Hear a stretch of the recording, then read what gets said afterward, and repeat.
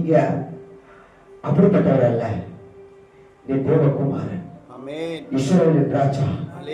நீ பேசினா சுகமாகும், நீங்க பேசுனா சப்பானி நடப்பான், நீங்க பேசுனா கூட பாப்பான், நீங்க பேசுவான். ஆண்டவரே, நீ பேசுகிற தேவன். ஒரு வார்த்தையில் பல கோடி அற்புதங்கள் நடக்கிறது, அதிசயங்கள் நடக்கிறது. மரித்தவன் கூட உயிரோடு எழுந்து வந்தாங்க சொல்றது. பல கோடி வார்த்தைகள் நான் கேட்டிருக்கிறேன். அற்புதம் நடந்ததில்ல, அதிசயங்கள் நடந்ததில்ல.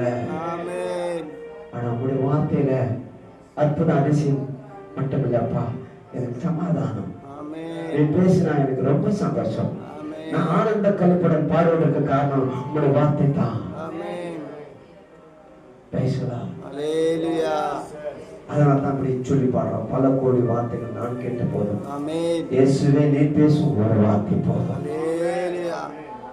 எனக்கு அத்தனை ஜீவன் வாழ்வதற்கு காரணம் அந்த ஒரு வார்த்தை தான்.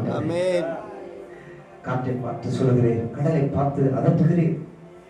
ஆண்டவரே, மழை அனுப்புகிறேன். இஸ்ரவேல் ஜனங்களை நடத்தின தேவாதி தேவனுடைய வார்த்தைகள் தானே அந்த வனாந்தரத்துல அவர் பேசின வார்த்தையினால தானே அநேக அற்புத அதிசயங்கள் நடந்தது.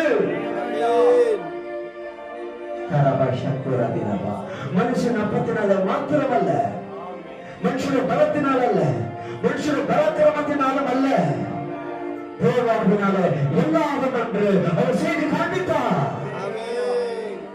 அவர் ஒரு வார்த்தையினாலே, அநேக வார்த்தைகளாலே மனிதன் படைப்பார். நம்புறீங்களா? கர்த்தரை ஸ்தோத்திரம்.